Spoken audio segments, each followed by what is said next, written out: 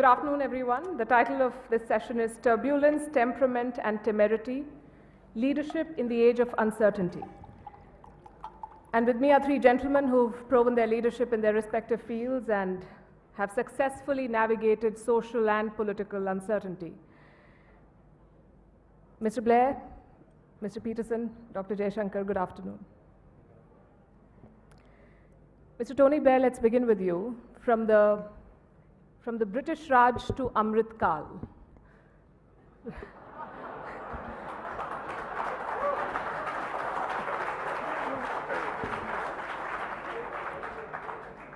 Thank you. From the British Raj to Amrit Kal, we're talking about two different worlds connected by cricket. The world has changed and cricket has changed. What sort of parallels and divergences do you see? Right, well, thank you, Palki, for that introduction. And can I say, first of all, it's a great pleasure to be here again. Great pleasure to be with my good friend, Jaishankar, some of whom I have enormous respect, and to see Kevin again after quite a long time. The last time I saw him was when I welcomed him and the English team into Downing Street after they won the Ashes in 2005, where I've just said to Kevin, he was easily the most sober person in that team. The best actor. That's what it was. So look, I think the change that's happening in the world today is, people talk about whether power's shifting east. I think it's not so much shifting as today power is going to be shared. Right? There is no doubt that the rise of China, the rise of India now has changed geopolitics. You've got Indonesia now becoming an increasingly powerful country.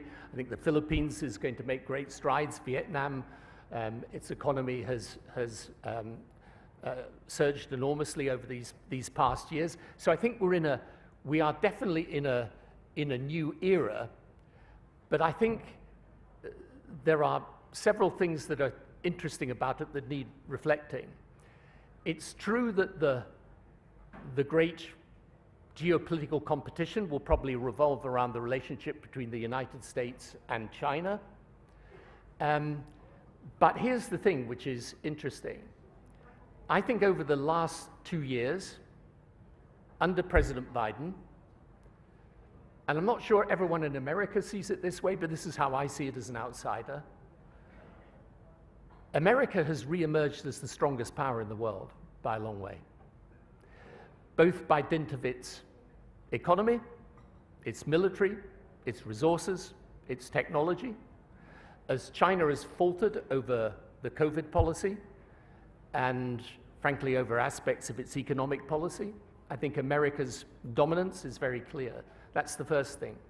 The second thing is that although the East is much more powerful, which is why I say for sure power has to a degree shifted but has still got to be shared, whilst it's clear that the East is very strong, it's not just America that is strong, Europe is still strong. It's still the largest commercial market in the world. I think the conflict in Ukraine has seen Europe and NATO regain some of its momentum and its purpose, and the UK to a degree too as an ally. And so I think the real challenge today is how you make sense of this shifting geopolitics. And in that, I think the position of India is absolutely critical, because the progress of India in these last years has been remarkable and extraordinary. And I think the position of India now, this is again my view as an outsider, is potentially more powerful than it's ever been. With the G20, this is in a way a demonstration of its authority on the global stage. But increasingly around the world, when countries are worried about whether they have to choose between the USA and China, I think India is a country seen by many as an objective friend. And I think it's got the opportunity now to lead the global south in a way that's never been true before. But your point of power being shared and not shifted so much, is the West prepared to share that power? Because I do not see a lot of enthusiasm on United Nations Security Council reform to start with. Yeah, but the West has got no option. And the trouble with the UN Security Council reform, which of course should happen, I mean, it's absurd that India is, you've got a situation where India is not a permanent member, but you could say that about other countries as well. But leave aside that, because the problem always with reforming the UN Security Council is how do you get consensus? But the West has got no option but to share the power. The question is how you make sense of international diplomacy in this new world. Dr. Jaishankar, India today is a bigger economy than Britain. It is a geopolitical power. It is a post-colonial country that dominates the originally English sport of cricket. Would you call it a reversal of power? Would I call it? A reversal of power. I would call it rebalancing.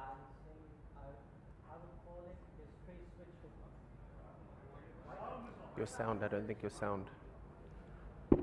Yeah, I said I would call it rebalancing, but I would also say this is history which is switch hitting. It's hitting the other way, right? Not far wrong. But seriously, in history, you have these ups and downs. It's not often that actually countries get a second or a third bite of the apple. I think India today is in a very unusual position that it is once more very decisively upwardly mobile, which a lot of other civilizational states, barring one actually, are not anymore in a position to do. Where the UK is concerned, I think it's a very complex relationship. I mean, there's a lot.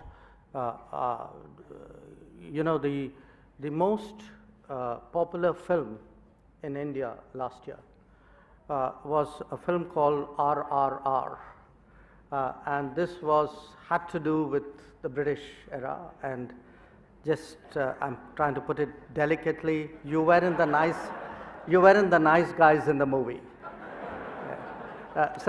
The reason I said... Can I sit here as a South African? Yeah, no. Please.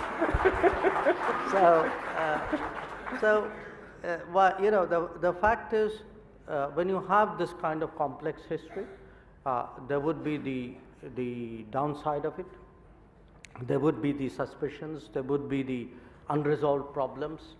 At the same time, there will be bonds. There will be similarities, and cricket happens to be one of them. Now, in terms of the shifting weight of cricket, when it started to shift, actually people, I think, suggested we were better at the business of cricket than in the game of cricket. I think by now, barring this match, by now I think the game of cricket has shifted as well. So that's the kind of things which are happening in the world today. The world is changing. There's the old, there's the new, there's the old which is now the new.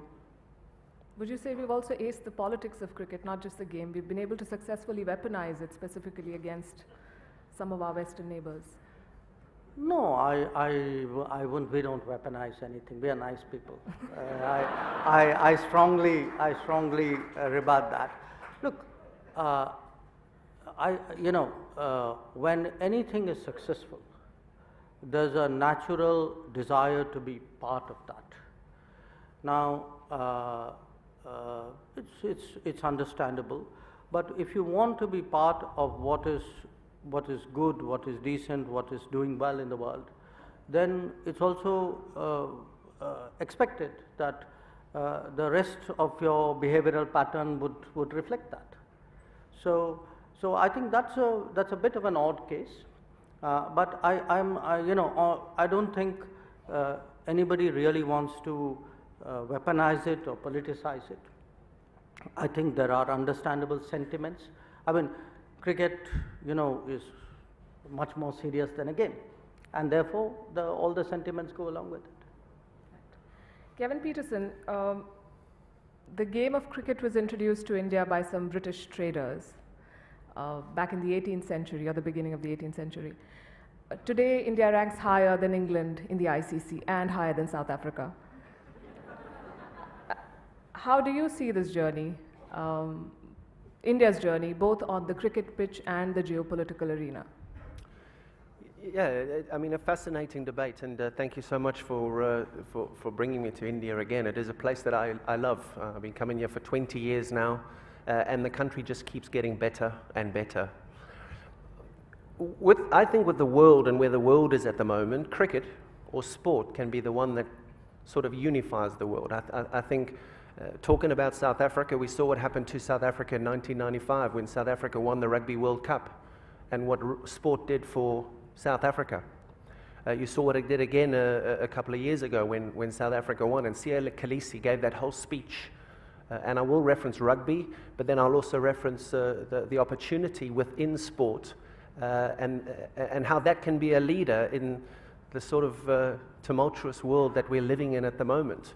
There's conflict everywhere. I sit here as an ex-sportsman. I sit here as a father of 2 children. And I was just speaking to Tony just in the back of the hall there about where the world is at and where we see the world. And as Joe Public, the world is actually a very scary place for us. And so for me, sitting here now, just trying to understand so many different opinions. You hear Russia speak only an hour or so ago. You then hear the gentleman last night.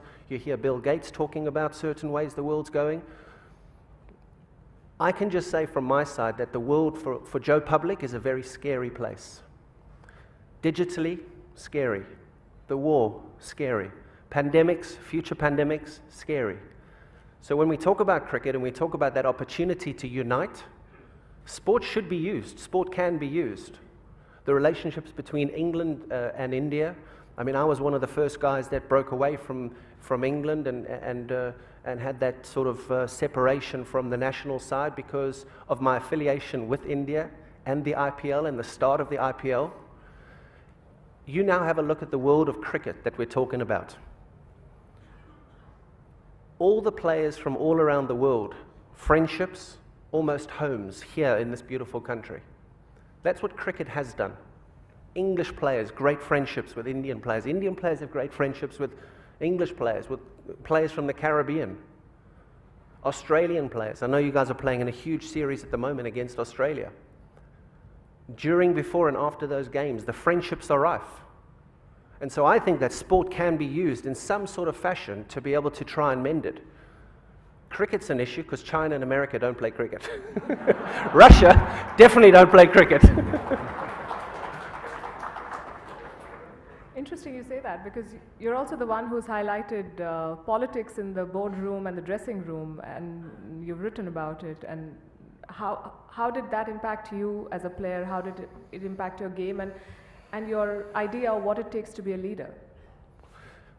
Yeah, I don't think, I mean, on the flip side, I don't think politics should merge with sport in a manner where it picks teams and it favors different people.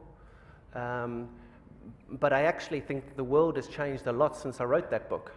And I actually think that right now, any opportunity to unify and to unite, whether it's countries, whether it's people, I think it needs to happen. The world has changed so much. I mean, we've just been through a pandemic. The last couple of years have been chaos for all of us. So if there are new opportunities and we need to change the way that we think, I think now is the right time to do it. And if cricket in this conversation is something that can be used, or sport is a conversation that can be used, why can't we use it? Sure. Dr. Jaishankar, from honorable rivalries to now very vicious personal attacks, would you say sledging both in cricket and in politics has become par for the course? The personal attacks was the politics or the cricket? But anyway, I know the answer.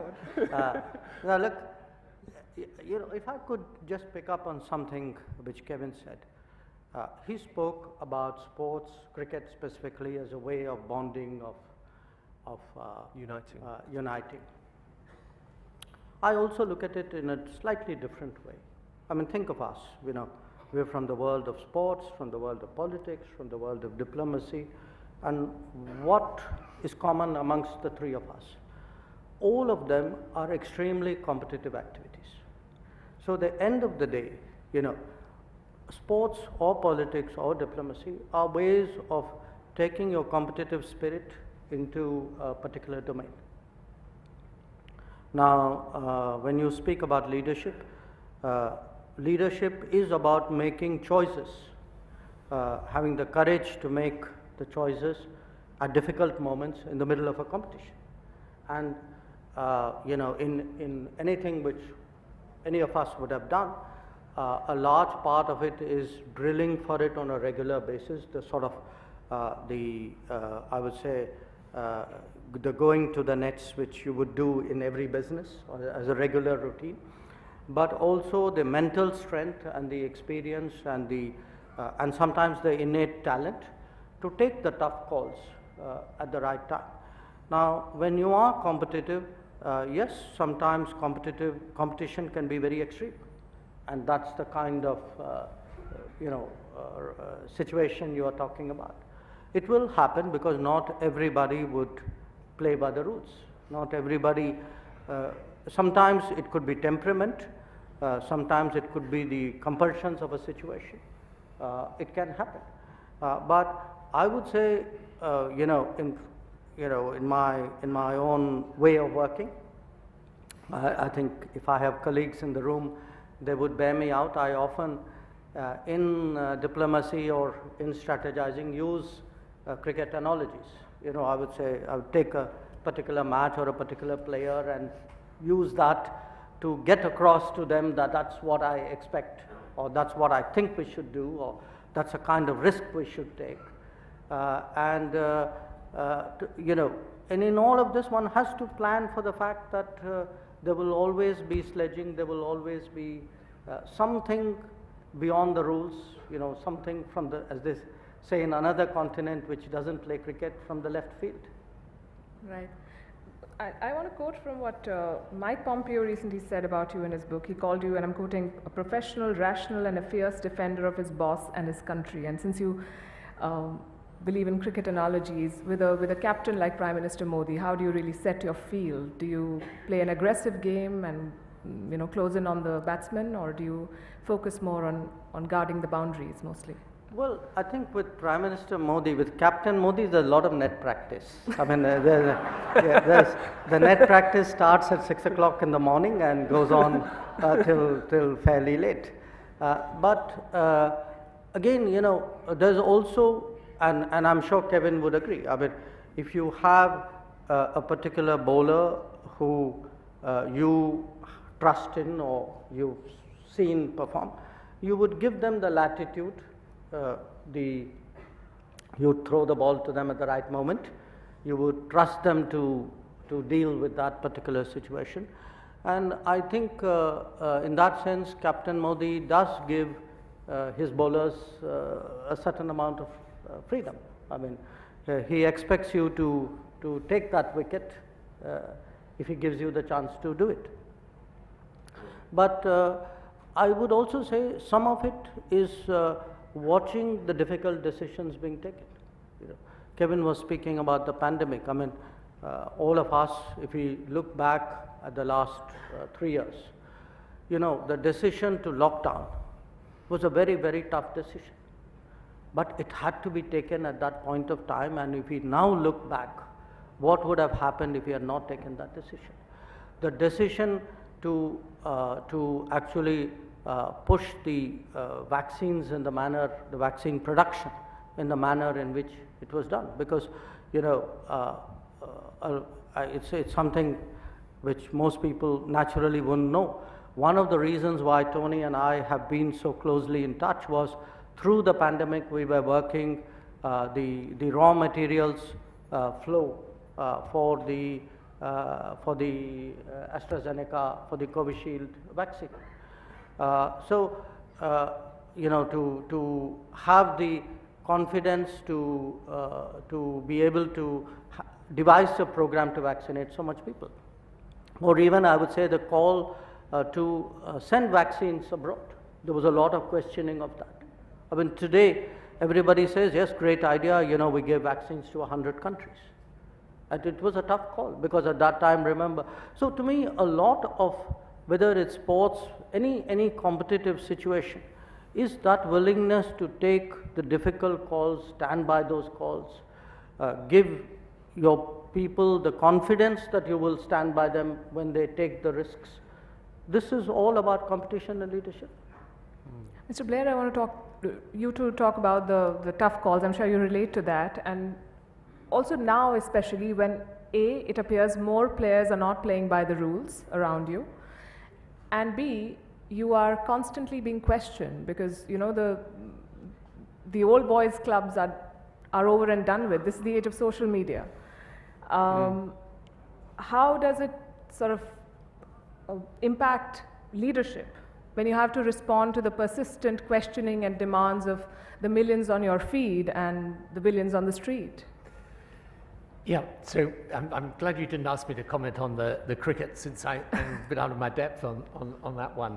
And by the way, you did ask actually, and I didn't respond, about the UK-India relationship. It's a great relationship for the future today.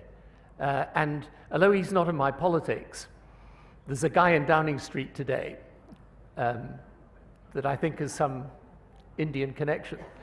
So that's a demonstration, by the way, I hope, of the open-mindedness of my country as well, which is a good thing to say. So you asked about leadership.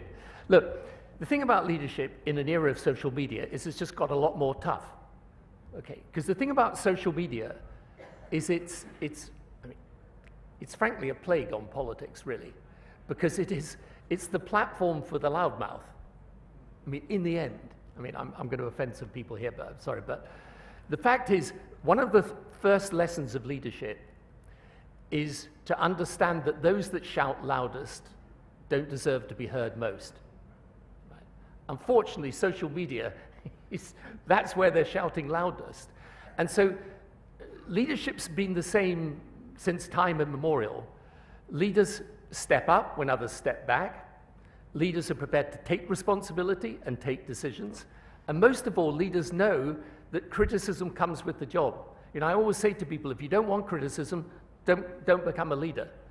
And, you know, I used to, sometimes I would complain to, you know, when I go in the flat upstairs from Downing Street and the media having a real go at me and things were a bit chaotic, let's say, you know, I'd shut the door of the flat and I'd sit down at the kitchen table and I'd start complaining. And my wife would always say to me, "Stop whinging, it's voluntary."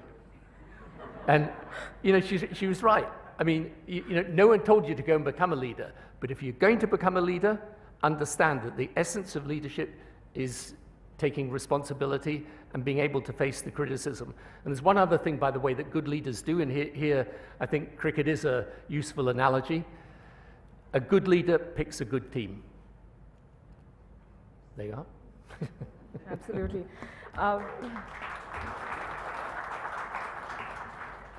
Dr. Jaishankar, do you consider yourself part of the old boys club?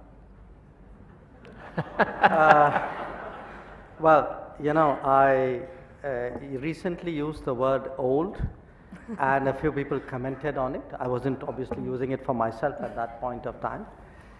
Old boy, no, old boy club, not really, because in a interesting way, I think that kind of concept really doesn't exist in today's India. Certainly not in the, you know, the kind of environment that I've been in, neither in politics nor actually even in diplomacy anymore. So the answer is no, I wouldn't consider myself to be part of the old boys club. In fact, if anything, I would say you would try to, you know, as part of being global, as part of being more multicultural, you whatever vestiges there may have been, I guess by now would have gone. But that's how I see myself. I mean, I don't know what you do. No, I've always wanted to ask you this question. How did the transformation from a diligent diplomat to a rock star neta come about? I mean, you're being quoted by the German Chancellor. Meme makers are going through your speeches to look for content. Did you think foreign policy is going to become so popular in India when they say foreign policy does not win elections? This immense interest. You know, I think some of it is is the times, it's the situation.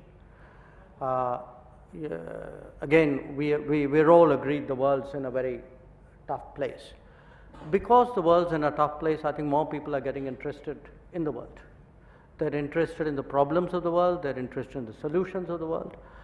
The second is actually the globalization of India itself. You know, ask yourself, we have 1 million students, Indian national students out in the world at any given point. There are 34 million Indians and people of Indian origin abroad in the world, and many of the people of Indian origin in some way remain connected to India. So much, you know, many more Indians are traveling, many more Indians today have businesses outside, our exports are more. Even at home, a lot of people sitting at home do more business outside. So what has happened to my mind in maybe the last decade or so has been a very unconscious but actually a very deep globalization of India. And therefore young people especially, but not only young people, I think take much more interest in the world than they used to. Now when they take interest in the world, you know, I guess they would like to see, you know, like a cricket team, you would like to see, you know, people out there go and perform well. You know, you don't only want to win matches at home, you want to win matches abroad as well. Indeed, we do. Kevin Pietersen, you've been described as a, and I'm quoting, a maverick genius who refused to fit in and had to pay the price for it.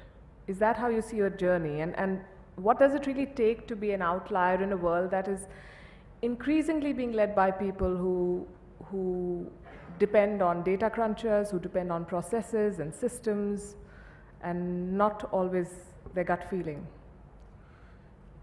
I think you've just got to believe in yourself.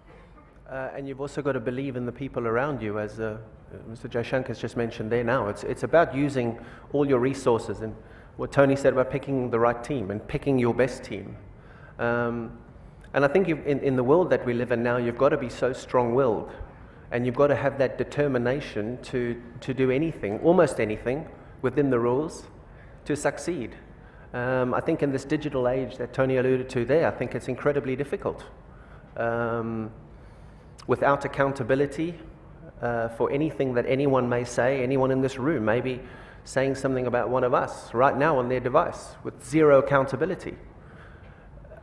I think it's that self-determination and that sort of tunnel vision to try and set yourself that goal to achieve something that cannot be interfered with.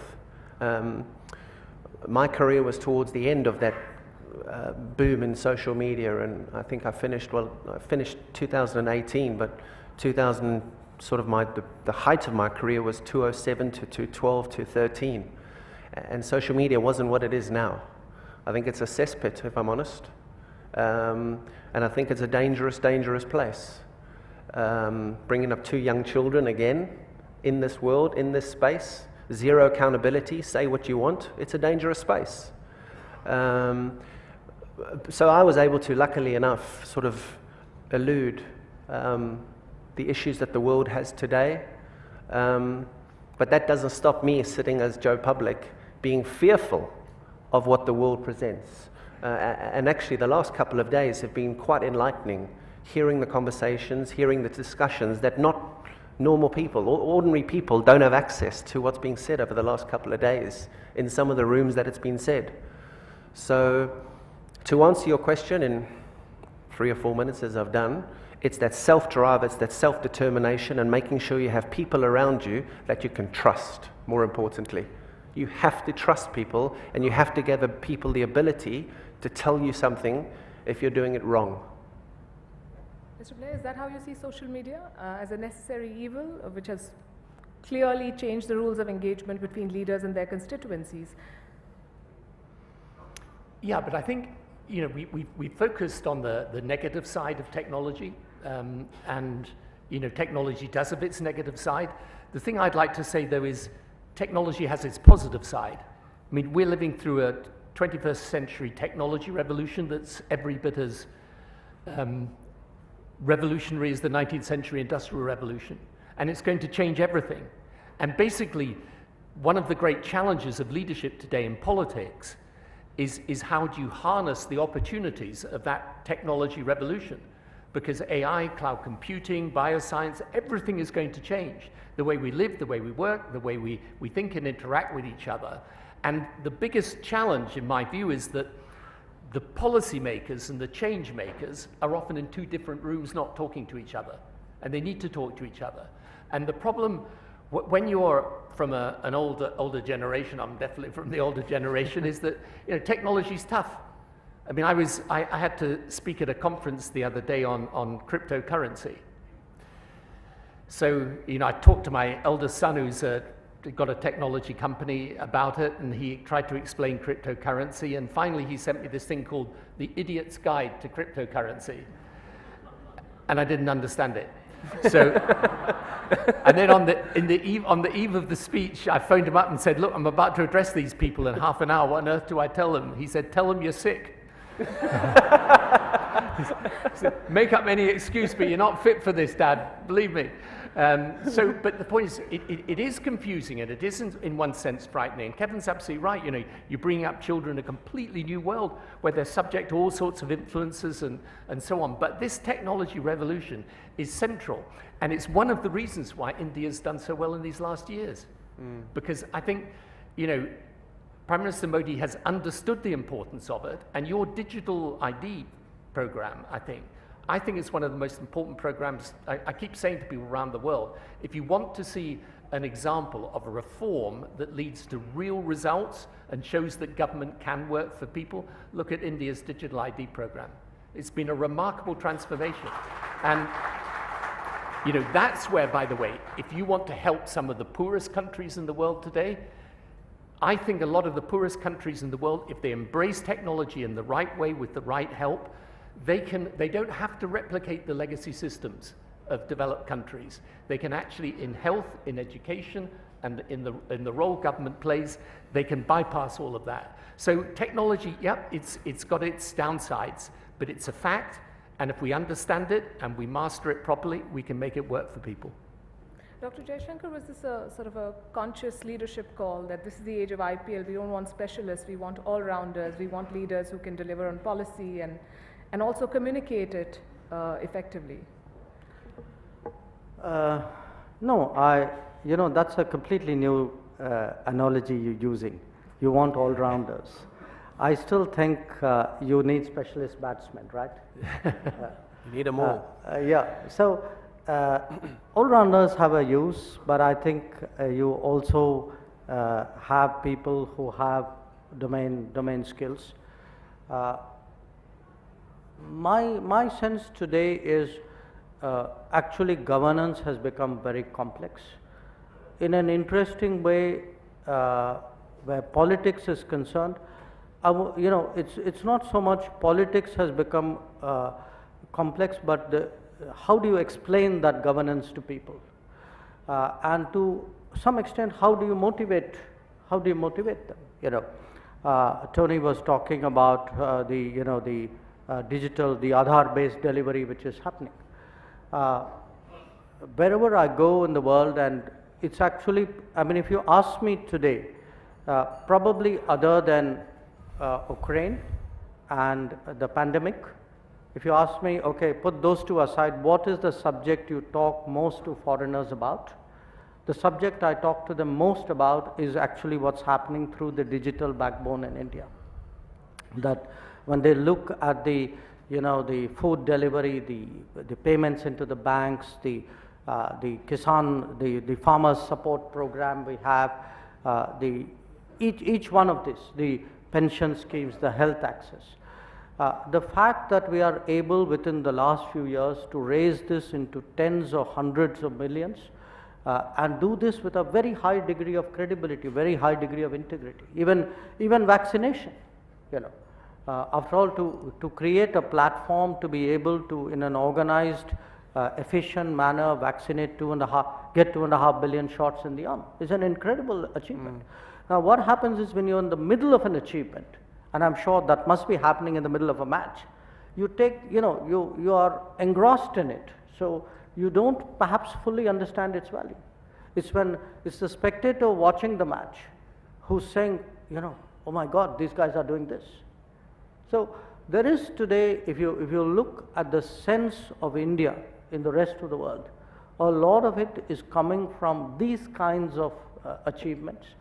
And I think today part of politics is also to communicate that to people, so that they become participants in it. After all, you know, they are the beneficiaries, they are the stakeholders.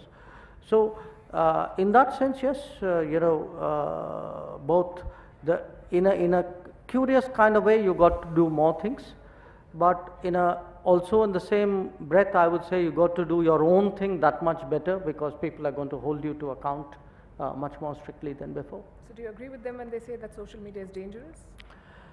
I have 2.5 million followers and I like them. So. Wonderful. Kevin Pietersen. How many? 2.5 million. I started late. And I never started. You've done well. Your take on politics today, and since you've spoken about how so many things in the world today bother you, are you thinking of taking a plunge in politics and probably fixing some of them?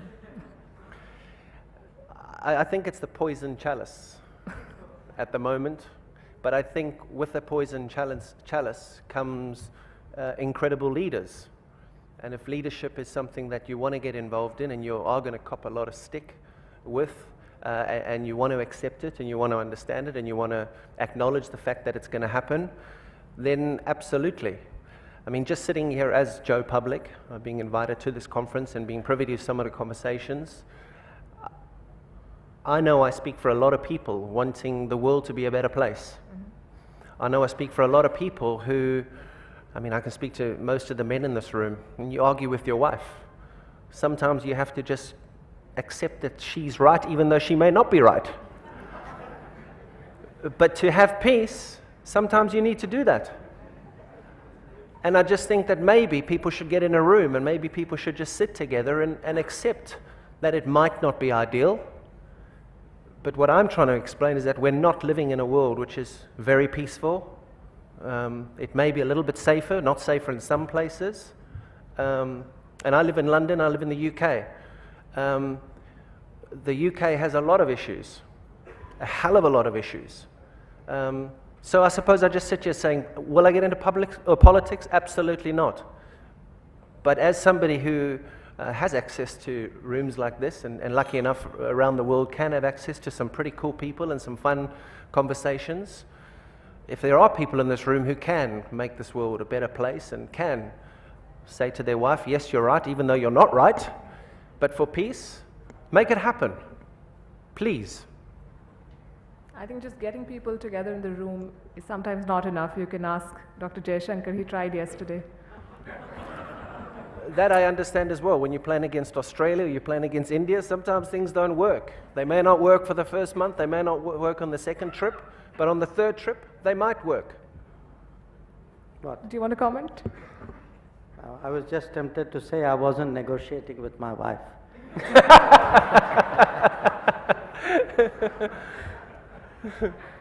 Right. I'm not sure if you're supposed to take audience questions. No? Okay. Okay. So I'm going to thank you all for your comments, and I'm sure your words will inspire many and will give guidelines for leaders of the future. Thank you very much, and all the best. Thank you. Thank you.